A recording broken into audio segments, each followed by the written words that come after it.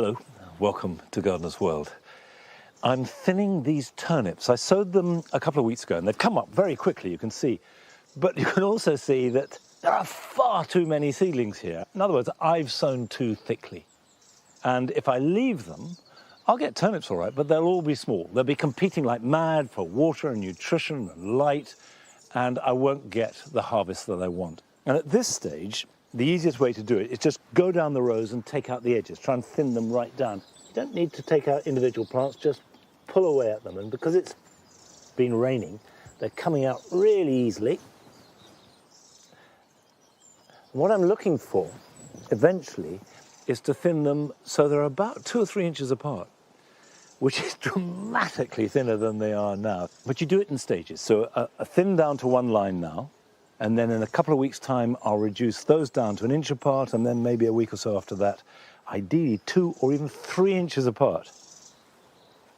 And if you do that, you're going to get nice, healthy plants, and that will give us a harvest from about the middle of October, and hopefully will last right through the winter months. Now, coming up on today's programme, we catch up with Nick as he shares what he's achieved in his brand new garden. When I moved here just over a year ago, the garden was a blank canvas. But after months of hard work, I have finally managed to transform this space into what I hope will be my forever garden. We meet a gardener in London who grows a wide variety of vegetables. This is a white aubergine. I've not actually grown this variety before. This plant is looking really lush. It's grown really well so far, and it's now starting to flower and produce fruit. Francis meets a gardener pioneering a new way of growing fruit and vegetables together on his experimental plot in Devon. We have 2 inspirations which kind of dictates the way we grow. One is Japanese natural farming, which is the idea of building a complete ecosystem around your vegetables. But we also use a lot of agroforestry, which is the use of forest or trees in farming. And I shall begin this year's bulb planting with some daffodils in the spring garden.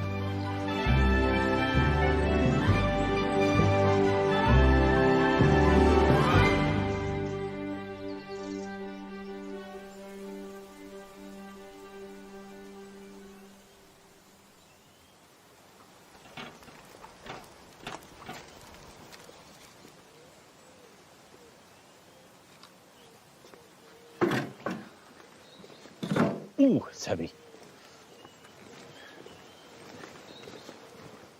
Let's pop that down there for a moment. Now, there have been big changes here, although hopefully it's not too noticeable now, because in July we dug this path up, going right the way back to the Paradise Garden, went 1.5 meters deep, and put in a big perforated pipe to take the rainwater away. The rainwater was flooding this area. So hopefully that will lessen the load and means that if we do get the sort of weather that we're getting over winter now, the garden won't get so flooded. But of course, we put back the hard path, and I thought of returfing, but then I thought, well, the trouble is it doesn't grow terribly well here because it's shady, so why not just widen the borders? And that's what I've done. Now, if I planted a row of plants, that would look like bedding, and that wouldn't at all suit the informality of these beds. But what I have got is the Alchemilla mollis, which lined the path in the long walk. And the way that it grows is informal. It spills and falls and flops in a delightful way. And you can see that these are plants that are dug up out the ground. I haven't tried to break them up and make them smaller. Cut them back, so all the energy will go into the roots. They're not going to flower again this year, so that doesn't matter. And I'll place them not right on the edge, but a little bit back, because that will easily spill over. So I can just pop them in like that, put that a bit further back. Again, I'm not on the edge, but like that. I can get there. And you can see it's still pretty dry, but I can just use my hand on that. Pop that in like that, and it goes around. And I'm doing Alchemilla mollis here, but now is actually a really good time of year to move plants, to lift them, split them, maybe sort of put some aside and create more, which we're ready to plant out next spring. Others you might just want to divide in 2 or 3 and increase the size of clumps or take them elsewhere in the garden. But the soil is warm, the sun is shining, and although the top part of the plant won't grow very much at all, the roots will, and that's what matters. Now, while I'm planting these, we're going to visit Nick in his new garden that he moved into a year ago, when he immediately started collecting plants and making plans. He was planting busily this spring, and I remember we saw him on a very wet day while he was doing that. Well, since then, there has been quite the transformation.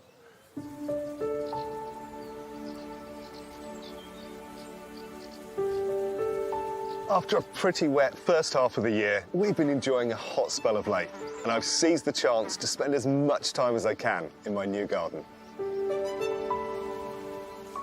When I moved here just over a year ago, the garden was a blank canvas with little more than a lawn, a few trees, all framed by stone walls. But after months of hard work, I have finally managed to transform this space into what I hope will be my forever garden. And I have to say, I'm fairly pleased with the way it's starting to look.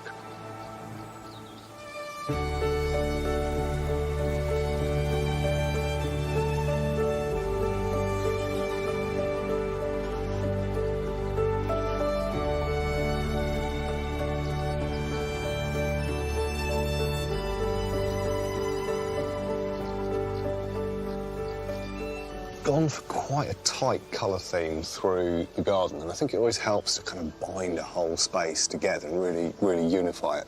And so there's a whole load of limes that run through all of the planting, but I also used blues and these kind of purpley tones along with kind of oranges and peaches. I'm pretty pleased with the way they're all holding together. And there's been a few real stars this year. A particular favourite of mine is this salvia called Daffodil, and it's got that kind of deep, plummy, grapey tone to it. It's absolutely gorgeous.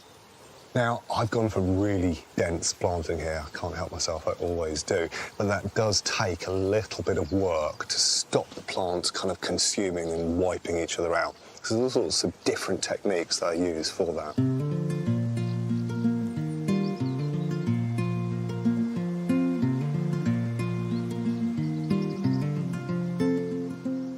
So a plant like this Helichrysum has a wonderful kind of sprawling quality to it. It's almost sort of scandent.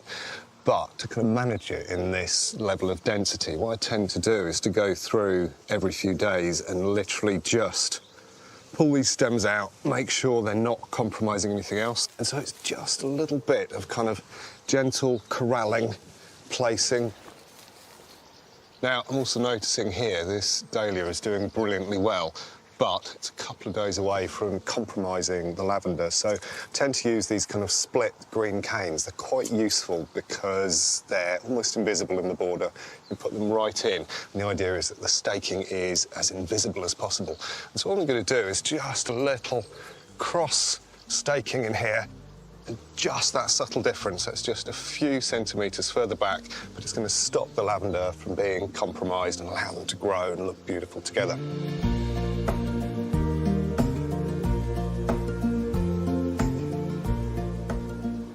One of the other things I like to do to keep the garden looking really fulsome at this time of year is to have a few sneaky slot-in plants. In other words, things I've grown elsewhere but can just drop into the borders at the back end of the season. And this sedum, or Heliotoliphium, is a good example of that. So this is an absolute cheat. It's just in its container, sitting in the border. It's incredibly drought tolerant, so it's very easy and happy kind of in this container. It meshes in. You can't see the pot at all, and it just gives that little extra bit of colour, elevation and structure for the rest of the season.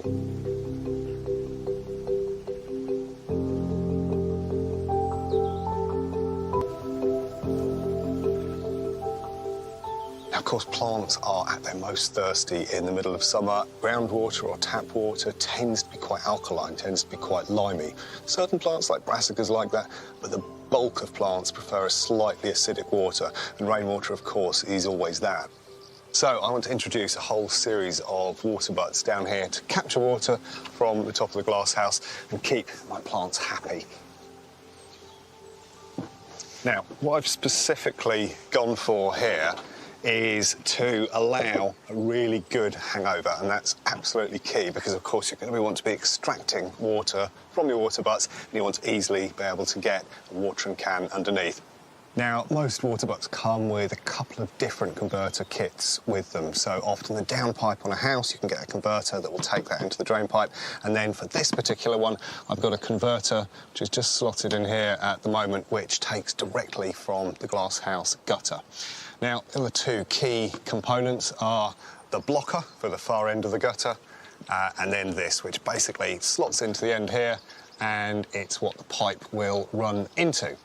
And so just need to get the pipe up to the right length. Of course, it needs to sit higher than the outlet just here. And so I'm just going to use a pair of secateurs to cut this down to what I think is going to be about the right height. I think if we go in there, that's going to do the trick. And then this tube can come up into and connect to the converter. All of these converter systems are slightly different, but this one just works by clipping onto the frame of the glass house. It's as simple as that. And now comes the really hardcore technical bit of this process. What you've got to do is take this pipe, shove it onto there. Job done.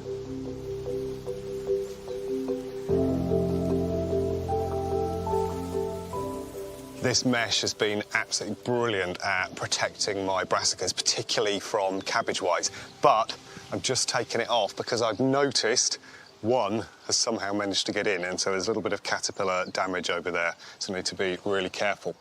Now, this veg garden has been a real experiment for me this year, basically because I ended up starting it so late. So the potatoes back here, the first earlies, ended up going in about 3 months later than they ideally would have done. But I reckon it's always worth an experiment because they're just coming into flower now, and I reckon in about 2 weeks' time there's going to be some kind of crop under there. And then I've got a spare bed over here, so I'm going to put a massive kind of winter veg into there. So the likes of turnips and some perpetual spinach should hopefully keep me going through the cold months.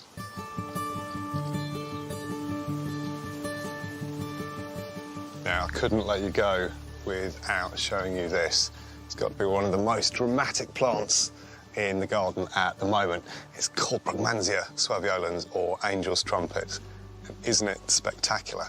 This is about 2 foot high at the start of the season. It's put on absolutely masses of growth, continually flowers all the way through summer and into autumn. But to support that, you need to give it an awful lot of feed. It's an incredibly greedy plant. So I use a general purpose garden feed, but instead of watering or feeding it every 2 weeks, I feed it every week, and I double that dose every week as well, and it still burns through all that feed.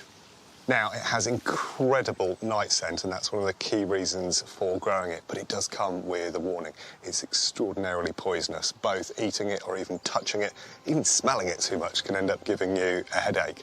But other than that, I think it's the absolute dream plant. It needs a bit of protection over winter, but otherwise it'll give you this dramatic spectacle right in the heart of the garden.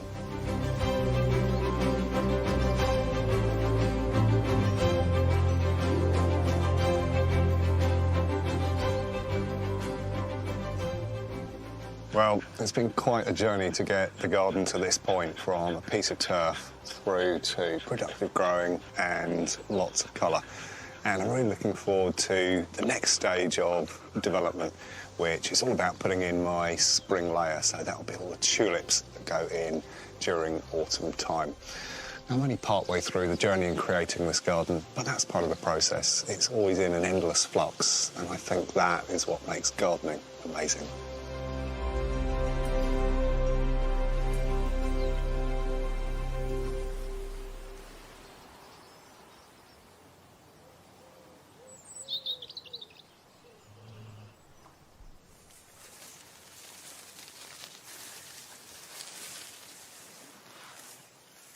Nick's garden's looking absolutely beautiful, wonderful.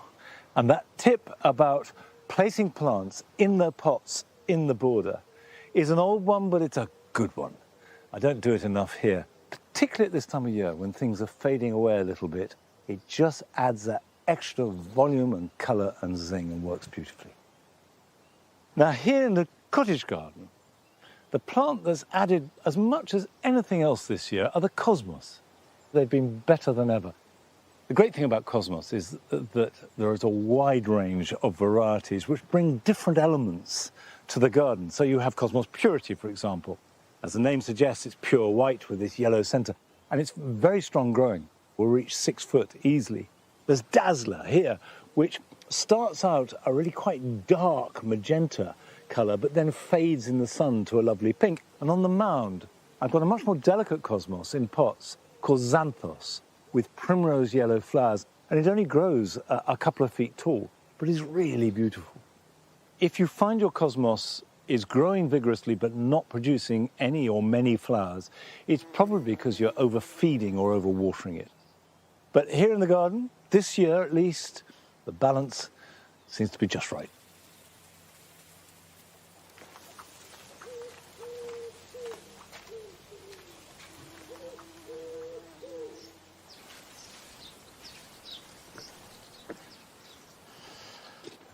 Up here on the mound, particularly on this top level, we've had a mixture of failure and success. The success is really based around the lush exotic planting of the cannas, banana, gingers, which for the first time I left in the ground over winter. The failure is here. This was a wisteria, a white wisteria, and the idea was to grow it up above the front of the building here on the mound, and you can see I've put wires in place. But one night last winter, when it dropped to about -15, killed it. So I'm going to take it out and plant something else in its place. There we go. You can see the roots have completely rotted off. That is a very, very sad ex-wisteria, so that goes. I'm not going to plant another wisteria in its place. I'm going to put in a honeysuckle. I'm just going to loosen the soil.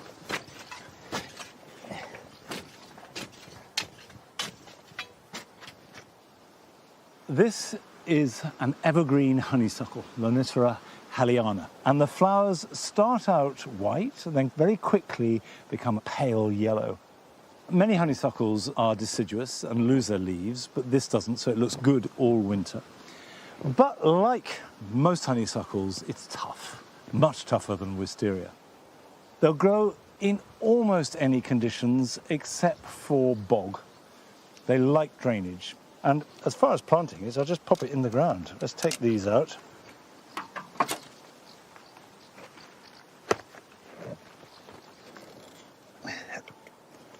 That can go in there like that. And then we'll just... Now, I will have to train this up to this wire at that level there. But the next thing I must do, of course, is water it in well.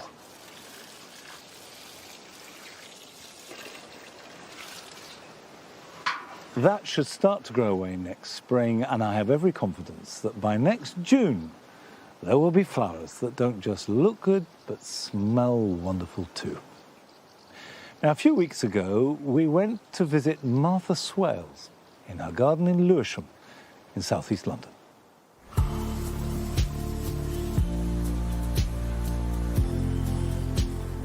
My garden is very much a city garden. It's got trains going by, planes flying over. There's lots of buildings everywhere, noise, people, and then there's my garden, which is full of food and flowers and kind of a sense of abundance. And it's like my magical little haven that's very, very precious to me and I love dearly.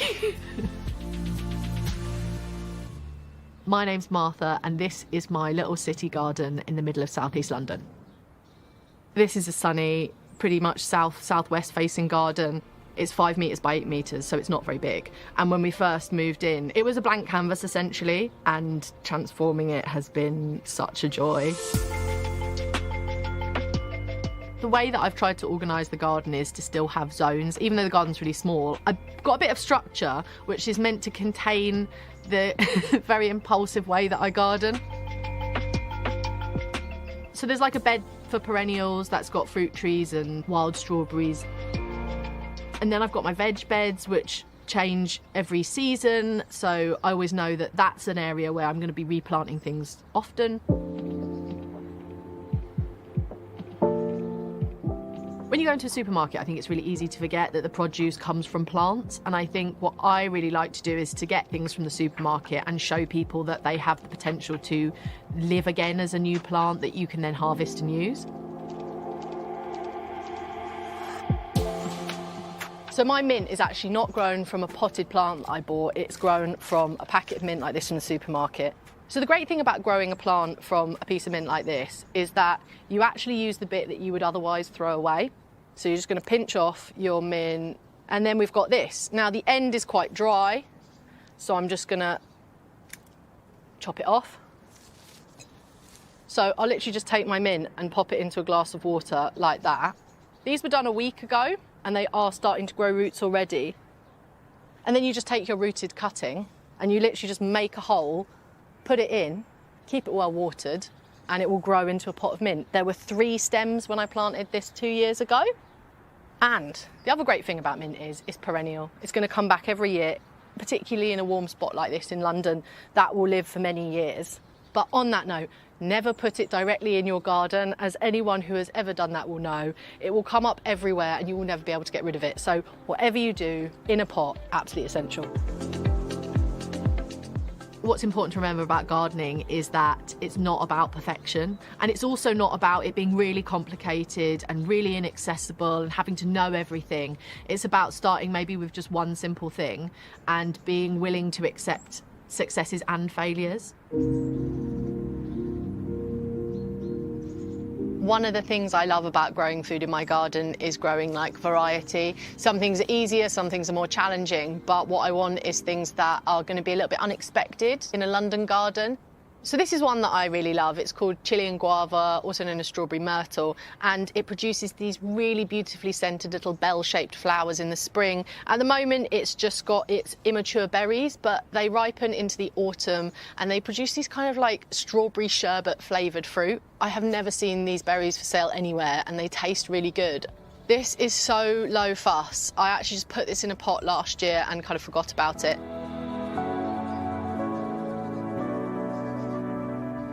I've been gardening in the elements for 12 years, and having a greenhouse has been a very lovely addition. So in my greenhouse, it's very lush in here. It's like a jungle, and it's full of plants that I'm either giving a little bit more attention to or that I'm experimenting with. So this is like my little laboratory in the garden. One of my tips for growing aubergines outdoors is to grow grafted plants. The only problem with grafted aubergines is they are expensive to buy. So this year I decided to have a go at making my own. I bought seeds for tomato rootstock and seeds for an aubergine that I wanted to try out. I grew them into little seedlings and then I cut both of them in half. And what I did was I kept the root part from the tomato rootstock and the top part from the aubergine. And I literally stuck them together and put a little clip around it, and they grew into a single plant. And you can tell it's a grafted plant because if you look at the base, you can actually see the difference between the aubergine at the top and tomato rootstock at the bottom. The rootstock is much thicker, and that's part of why you want to bother grafting anything in the first place. The roots are really vigorous and they help make the plant on top grow much bigger and produce more flowers and fruit. So this plant is looking really lush. It's grown really well so far, and it's now starting to flower and produce fruit. And I completely forgot what variety I'd sowed, so I'm excited to see this is a white aubergine. I've not actually grown this variety before, but judging by this incredibly thick stem, I think this could end up being an absolutely huge aubergine. When I take something from the kitchen and I give it a second life in my garden, it becomes a really precious thing to me. There's a whole story behind it, and it's not just something I went and bought from the garden centre. It came into being because one day I just looked at something and thought, oh, why don't I give that a go? A really simple thing that you can do, even if you've only got a windowsill, let alone a garden, is grow your own garlic greens just using supermarket garlic. So that's 1 week's growth. And then these ones here, I guess, are maybe 2 or 3 weeks. If you cut them off, they tend to regrow 2 or 3 times before the garlic kind of gets a bit tired and needs to be thrown out. So what you want to do is be quite delicate when you're peeling, particularly the bottom part, because that's where the roots are going to grow from. So I'm just going to peel each individual clove, which is a little bit fiddly, but it's definitely worth it. I've tried this side by side with just leaving them with the skin on, in fact, the bulb whole, and it took like 2 or 3 weeks for them to sprout. It just seems to take a lot longer for the greens to start coming out. All I'm then going to do is take my clove of garlic and put it with the pointy side facing up. The roots are going to grow from the bottom here, and just put them in a dish. If you're using lots of cloves, then you can fill a larger dish, but you kind of want to pack them in together so that they stand upright. These are quite fat cloves, so it's doing it quite nicely. And then all I'm going to do is just pour a little bit of water into the dish, like half covering the cloves. And what I will do is replace the water every day. It just keeps them nice and fresh. I just pop them on the windowsill, and within a week you've got garlic greens ready to use in your kitchen. One of the ways I like to use garlic greens is to make a garlic flatbread, which is tasty, easy, and definitely a crowd pleaser. When the garden's in full production in the summer, my favourite thing is to make a big stack of these flatbreads, make baba ganoush from my aubergines, do char-grilled courgette, and then make a big bowl of tomato salad, and then put it in the middle of a table and let everyone tuck in.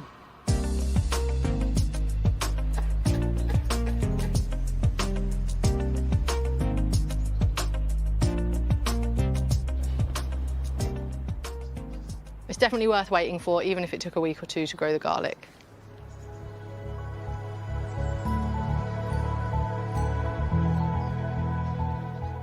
The thing I look forward to is knowing that I am always going to have this relationship with gardening, and that I am hopefully going to garden and grow many more plants in new spaces.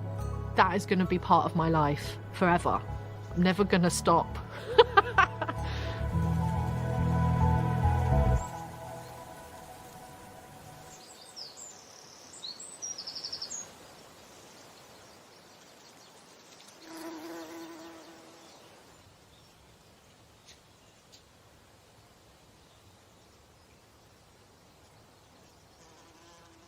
Martha's tip about the garlic is a really good one. And I've seen it done with spring onions too. Same idea. You cut them back, use the tops, and then cram them into a bowl or a small jar with water, and they will re-sprout and give you double value. You get more from your plant. Well, here in the wooden greenhouse with the vines, I've deliberately this year gone for less from my plant. I want less quantity and more quality. Because if you're growing a dessert grape, and this is Black Hamburg, it's delicious, but it's very sweet, there's only so many grapes you can eat. In the past, we just always had too many. And to that end, about a month ago, I cut out 2/3 of the bunches of grapes. And that has meant that every bunch that survived has got more air and light around it, is ripening better, and because it's got more air, there's less fungal problems. There is another factor why they've done well this year, and that's because there are very few wasps about, or certainly yet. Now, it's a bad thing for the garden for there not to be wasps. We tend to demonize them, but they're a really important part of the ecosystem. However, the upshot is we've got good grapes, they're ripening well, and certainly I will from now on be more ruthless with my thinning and go for quality rather than quantity. Now, still to come on today's programme. We visit a beautiful arts and crafts garden in Birmingham and discover how its head gardener keeps it looking glorious all the year round. We have about 20 to 25 regular garden volunteers every week, and it's those guys that dramatically increase the scope of our ambition, because if you took 25 pairs of hands out of this garden tomorrow, it would really inhibit us, limit what we're able to achieve. And Francis meets Josh Sparks, who's growing fruit and vegetables on his 15-acre plot in Devon in a fascinatingly unfamiliar way. This area we're standing in is actually a food forest in its infancy. Right. Loganberries, hawthorns, vines, all growing up each other. Because we're growing vertical, we get to pick at a higher level, so we're growing more food.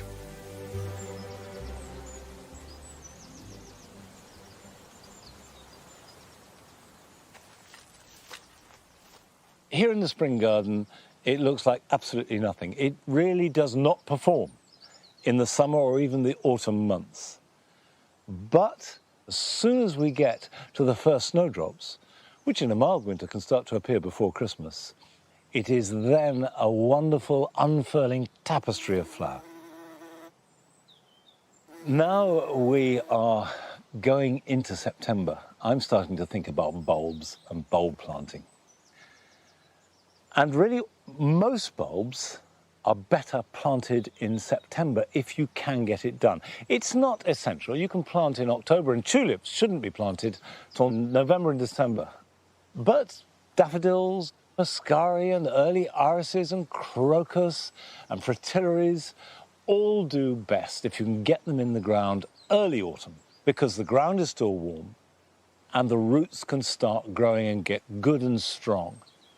And what I'm going to put in here is one of my favourite daffodils. It's called Tete-a-Tete. It's small. It has a really rich colour, a good clear yellow with a small trumpet. It will flower in February and go through into March. The snowdrops will die back and these will come through. There is one problem, which is that September is often the driest month of the year and the ground, particularly grass, can be as hard as iron. A good bulb planter, if you're planting any amount of bulbs, will be worth its weight in gold and will last for years and years. Because the important thing with bulbs is you do need to plant them at the right depth. And to get the best result, that needs to be at least twice the depth of the bulb. So that can go into there, like that. There we are. That's a goodie. That can go on there. Now, while I'm planting these, we're going to visit a garden just a couple of miles from Birmingham city centre that is one of the country's best examples of an early 20th century Edwardian arts and crafts garden.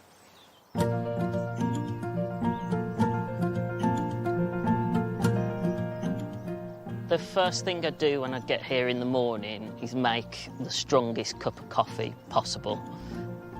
And then I usually have a walk out into the garden. That's really quite an important moment for me because that just gives me time just to pause and take a breath. Have a look around me, observe what's happening and what needs to be done.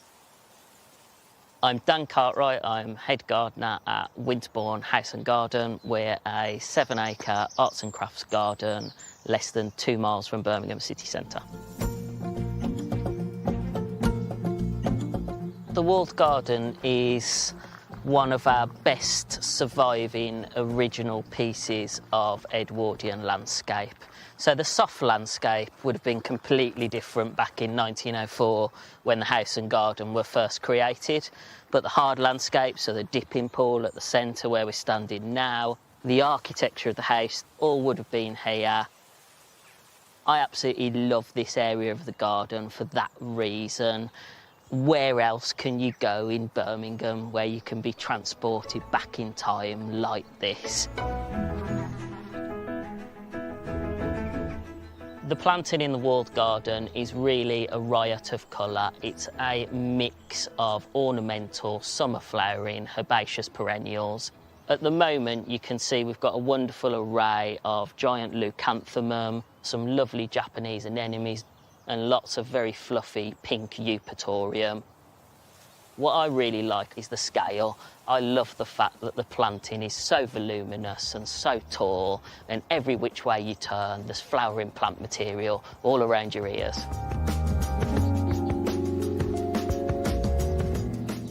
My grandfather was a champion vegetable grower, and that was the thing that first got me into growing plants, was growing vegetables for the local show. And I think it was that competitive element that really got me going as a child. When I was sort of 16, thinking about leaving school, there was absolutely no question about what I wanted to do. I knew I was going to be a professional gardener, and that's what I went on to do. I joined Winterbourne as a trainee, and I was able to step up and hang on for dear life, and I'm still here nearly 20 years later.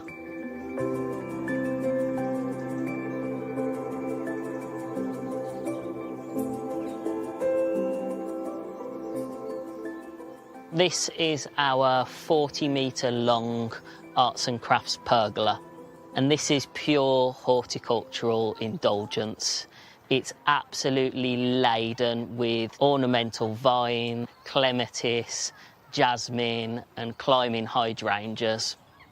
On a really hot summer's day, diving into the cool and shady pergola, it's like having a cool pack for your eyes. We're a team of 8. That includes 2 horticultural trainees. We have about 20 to 25 regular garden volunteers every week. And it's those guys that dramatically increase the scope of our ambition. Because if you took 25 pairs of hands out of this garden tomorrow, it would really inhibit us, limit what we're able to achieve. We're really passionate about bigging them up and bigging up the power of volunteering in your local community or your favourite garden, wherever it might be. It really, really makes a difference. My vision is really to continue creating a garden that has a sense of fun, that is imaginative and that feels accessible. So if somebody comes here and they think, do you know what, I could have a little bit of that, I'm going to have a go at home, that's my job done then. Potted displays like this one here are really important to us. So we've got lots of agaves, we've got some sansevierias, we've got some echiverias, and we've got some aloe here. All of these you might be growing as houseplants at home in the summer. Get them outside, create a pot display like this. It's a really great way to create the illusion of change within your garden without actually having to do an awful lot. One of the things that I really like to do in this sundial area is use common as muck plants here. So this is the slightly shorter verbena lollipop, often used as an edging plant or in the fronts of borders, but really good in pots as well. It flowers all summer long and doesn't even need deadheading. Other plants that we've got here, again, very, very common. We're looking at Pelargonium fragrans here, very heavily scented when you crush the leaves. And then, of course, the ever-present salvias. So we've got Salvia Cambridge Blue and some pink Salvia Dayglow. We're using Mediterranean plants that are relatively forgiving. If we miss them on a very hot day, they're not going to collapse and die overnight.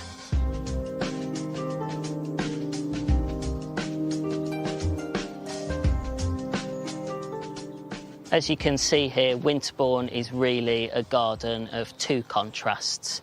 In the upper half of the garden, it's very ornamental, often formal. As we move further away from the house, it gets very wet. This area is fed by lots of natural underground springs, but it's also much less formal, a little bit wilder, and very, very naturalistic.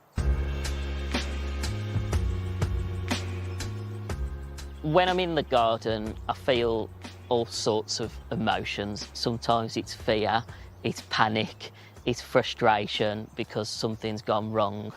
But then that dissipates and we start working and we start getting to grips with it and we realise that's gardening. You roll with the punches, you get on with it. And then often you feel an enormous sense of gratification and satisfaction.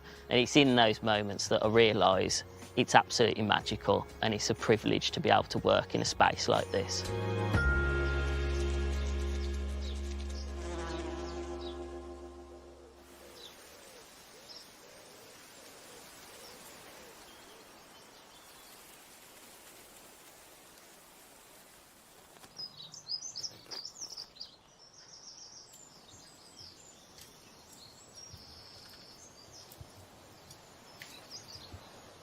I've always really liked those Edwardian turn-of-the-century gardens designed by Lutyens and Mawson and that school of garden designers. And I love the fact that Dan, who went there as a boy practically, as a trainee, has become head gardener and he clearly adores the place. Now, I'm afraid my raspberries this year, or at least my summer raspberries, have been a failure. They've not been very good at all. We've had hardly any fruit. The plants have grown very badly. However, the autumn raspberries are fine and are fruiting well now and we're harvesting them. So that is a bit surprising, given that they're both grown side by side. And although I'm not certain, my guess is the reason for this is twofold. The first is we had this incredibly wet winter. And raspberries hate sitting in wet, heavy soil. And that's what we've got here. And secondly, and perhaps probably the biggest influence of the lot, is rather curious, is the damage by moles. The ground underneath here feels completely spongy. It's riddled with holes underneath, and that has disturbed the roots of the raspberries, and raspberries hate having their roots disturbed. Hopefully, they will recover. But whatever performance your raspberries have given you, summer raspberries should be pruned now. Summer fruiting raspberries grow their fruit on the previous year's growth. So you can see here a nice green shoot. That will carry next year's raspberries. Now, these are the canes that should have been smothered in fruit and weren't. So we can cut these out, take them right back, like that. And this one too.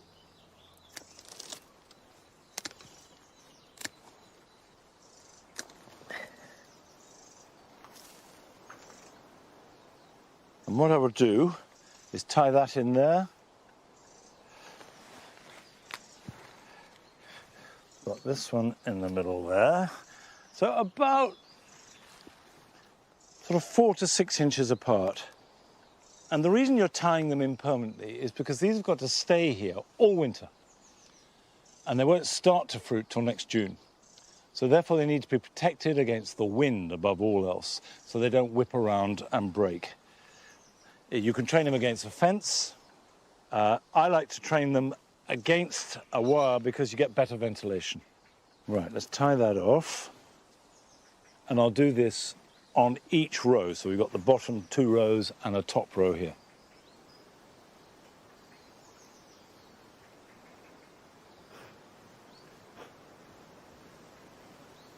So already that's now pretty firm and isn't going to move.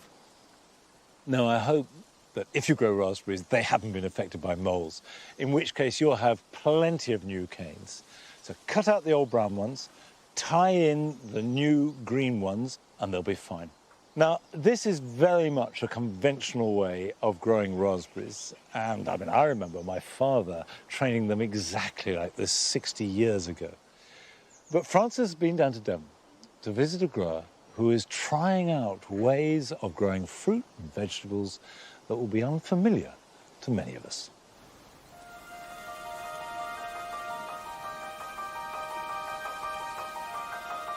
Josh Sparks is a horticultural maverick, pioneering all sorts of natural methods for sustainable food production.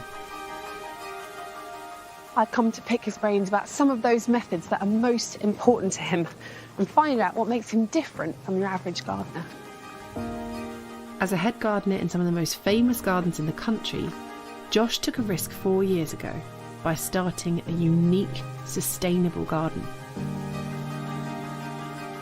The 15-acre site in Devon is an experimental plot, largely inspired by a stint in Japan studying natural farming and agroforestry. I know it all sounds really complicated, but I am assured that any of us could achieve this at home.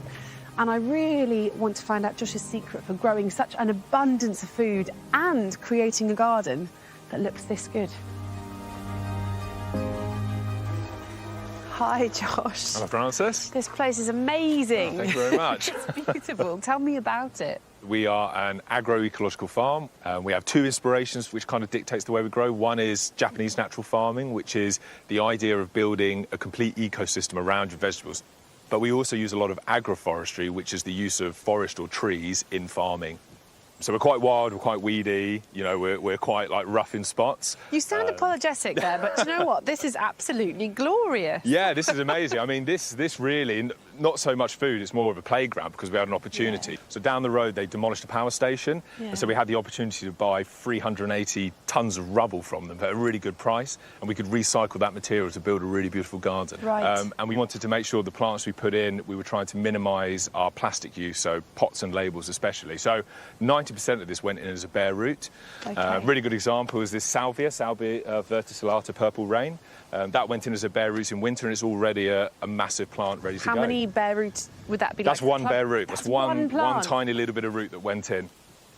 The rubble's designed then to be a self-seeding garden, so all the bare Right. roots we put in, they'll just multiply and multiply each year. And the gaps and opportunities are important because we get carpenter bees and different solitary bees living in the bare areas. Sure. We get snakes sunbathing on the hills, we get beetles everywhere. But then all those open spots, all the self-seeders can basically make their own mosaic, and we'll just edit it as growers as we go along the year. And there's still actually a lot of edibles in here. We have horseradish, which has just found its way in. We have chamomile, which we use for teas. The anophora flowers we use as edible flowers. Poppy seeds, and then we have the ornamentals mixed into that as well. So we can still use it for edible elements as well. Josh grows all sorts of weird and wonderful produce for the local pub, shop and bakery, but not just in the ornamental garden. This area is where the lion's share of his produce is grown. Okay, so this is what I can see as more of a traditionally shaped bed containing lots of veg. So this is where we grow our vegetables. This is our attempt at natural gardening and growing. So one of the key principles, and this is really what I learned in places like Japan, is polyculture. And so polyculture is the growing of multiple families, in this case vegetable families, in one bed. By allowing weeds into that system, you're increasing the polyculture by another 5 or 10. It's defined by trying to create an ecosystem with your food, trying to have all of the pests and the predators in one spot. Because we have so much habitat, things like our ground beetles have spaces to hide and hunt. Right. And the beetles live in the agroforestry where we grow our trees and nuts and berries, and they'll come out and eat the slugs at night, and they'll keep our slug population down. So talk to me about the beds, because I can see here we've got rocket, we've got lettuce, we've got strawberries and nasturtiums, and even a fruit tree. Yeah. So why have you chosen to mix it all up in this way? So we're 1.5 acres in here. We are somewhat big, but we're still quite small for what our commitment is. And so for small spaces especially, it's really important we grow more vertical. Right. So rather than just trying to get everything on the ground level, actually go up. So this is part of your agroforestry as well? So this is part of the agroforestry. So this area we're standing in is actually a food forest in its infancy. Right. And so here we have an apple tree, and then we have a nasturtium that will eventually go up the apple tree, loganberries, hawthorns, vines, all growing up each other. Because we're growing vertical, we get to pick at a higher level. So we're growing more food. Partly what these sunflowers are also doing as well, adding a bit of a young vertical layer. So we're growing French beans up the sunflowers pollinate. We are actually using the young sunflower heads as a globe artichoke substitute. Right. So they do have an edible element to them. And then underneath it, we have our summer squashes growing up, and they can use the sunflowers to grow up as well. Okay. It's also important because soil fertility, we don't compost here, so we don't use any compost. We don't irrigate. And what the root system's diversity does, it creates soil fertility because we've got deep roots and lateral roots and shallow roots, and that's building diversity. And the transpiration each morning is getting caught by all the cover from the weeds and everything, and that moisture is getting kept in the bed. So we don't have to irrigate as much in the summer once the bed's up and running. Right. This lack of compost is intriguing me. Josh is going to show me his sustainable alternative. Although we don't compost in the traditional sense, what we do is a form of fermentation compost called bokashi. Bokashi is, again, a Japanese form of fermented composting. We take food waste that we otherwise couldn't put in a compost heap, like bread, cheese, a little bit of meat here and there, and we can ferment that and then use that to feed our soils. So show me how you make it. Yeah, so it's really easy. So anyone can make one at home. So all you really need is 2 buckets, Yep. any size that fits your kitchen and your quantities. With a lid. With a lid, you need a sealable lid to keep the oxygen out. Right. And all you have to do is put holes in the bottom to let the liquid fall out. So our food waste will go into this bucket, and the second bucket is simply there to trap that liquid. Right. That liquid can then be diluted and be used as a plant fertiliser on house plants or vegetables. It's really strong. And all you need to be able to do is harvest that out, and it's that simple. To the food waste, Josh adds used coffee grounds that have been soaked in lactic acid bacteria, or LAB. We can make this ourselves, from rice or oats soaked in water. We leave it for a couple of days until it smells quite sweet. Once we get that lovely sugary smell, we take the grain out, we add equal parts milk, we wait for it to turn into a curd, like here. We take the curd out, and that's our LAB as a liquid. We then squish it down, we seal it up, and then that ferments. And how long will that take before it's ready? It takes about 2 months, and then you can use it in the garden. So what's the advantage of using bokashi over traditional compost? Bokashi, I think, its role to play is it gives everyone the opportunity to recycle food waste. And so it can stop our landfill usage, especially, massively. But there's also benefits in it in the fact that composting does produce a nasty greenhouse gas. And we lose about 60% en masse to the atmosphere when we compost. Bokashi, on the other hand, actually retains 99% of its total weight that it goes in as. So we only lose about 1%. And whether you live in an apartment, a flat, a small house, or have a small garden or a huge garden, you can bokashi and use it in any way. Wow. Sold. It clearly works. Josh has an eye-watering abundance of food growing here, and is aesthetically pleasing. It's very beautiful for a veg garden, isn't it? When you look out across it, you could be in a meadow almost, or a flower garden. Yeah, and that's one of the most important lessons I learned in Japan, really, was actually do beauty in everything you have and everything you do. And we're so good at separating our vegetable gardens from our ornamental gardens, when actually we can make them both just as pretty as each other, or if not mingle them both together. And, you know, we've talked a lot about beetles and slugs and snakes and habitat and ecosystems, something which I think is really important. We're part of that ecosystem just as much as they are. So to have a space that feels really beautiful and nice as you pick your vegetables is really good for us as well, and good for our happiness and well-being. Yeah, totally. That's so true.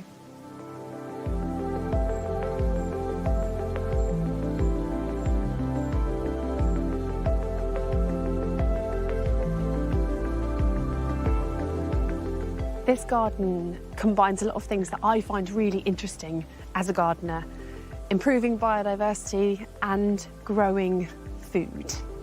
And often when we think of gardens that do both of those things, we can imagine spaces that are quite messy.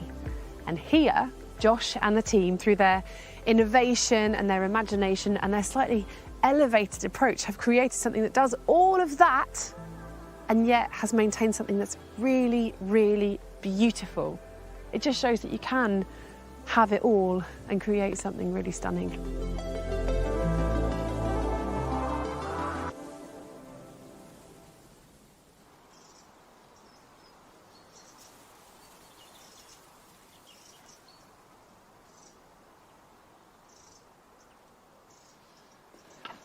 I think the idea of polyculture is fascinating and challenging.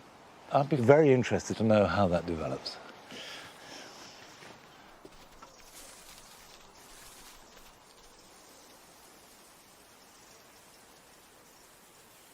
Now, Longmeadow is subject to all the horticultural problems that any garden might have. We have our fair share of pests, disease, and weeds. And there's one weed that we have here in the grass borders that is particularly bad, and we've had it for about 20 years and I've never been able to get rid of it, and that is bindweed. You can see this is the flower here, and the leaves, as the name suggests, come off these long tendrils that bind around host plants. They do no harm to the host plant, although they perhaps smother them to a certain extent, and they can even look quite attractive. But it is a really difficult perennial weed to get rid of. And perennial weeds, like bindweed, couch grass, ground elder, grow from the roots. So just taking off the top growth is not going to do anything other than slightly weaken them. And with bindweed in particular, the roots are very brittle. I've got some here, look. A tiny little bit of root will develop a new plant. So if you've got it in the ground, the worst thing you can do is rotivate, for example, because all you're doing is chopping up the roots and making hundreds of new plants. The only way to get it out is to dig it out and dig out every scrap of root. And about 15 years ago, we did this in the jewel garden. The bindweed got really bad.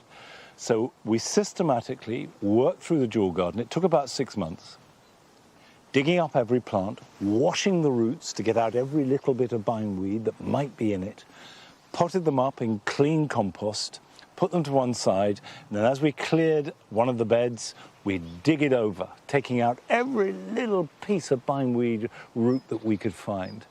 Inevitably, we left some in, and there is a little bit in there, but it's not too bad. And then we replant it. Now, to get rid of the bindweed in this border is a big job. It's very daunting, and at very least will take weeks. But here are some jobs you can do this weekend.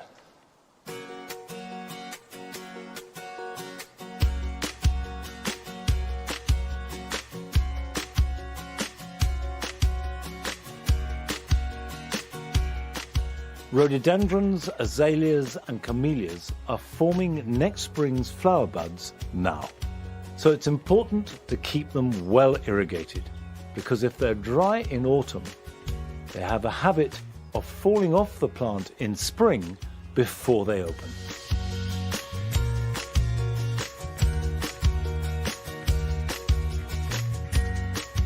Now is a very good time to take cuttings from herbs, such as the sage that I'm choosing now.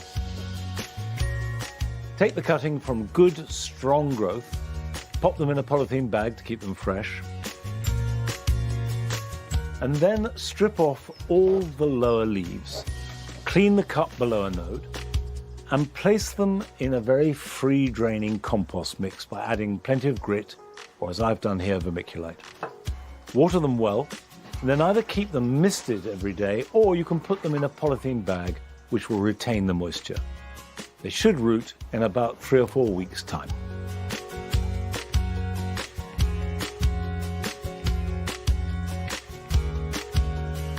If you grow chilies, it's important to harvest the fruits when they're perfectly ripe and not leave them on the plant. Not only will they taste better, but also fruit that are left on the plant inhibit the production of flowers. And this means that you'll get less fruits appearing in the coming weeks and months.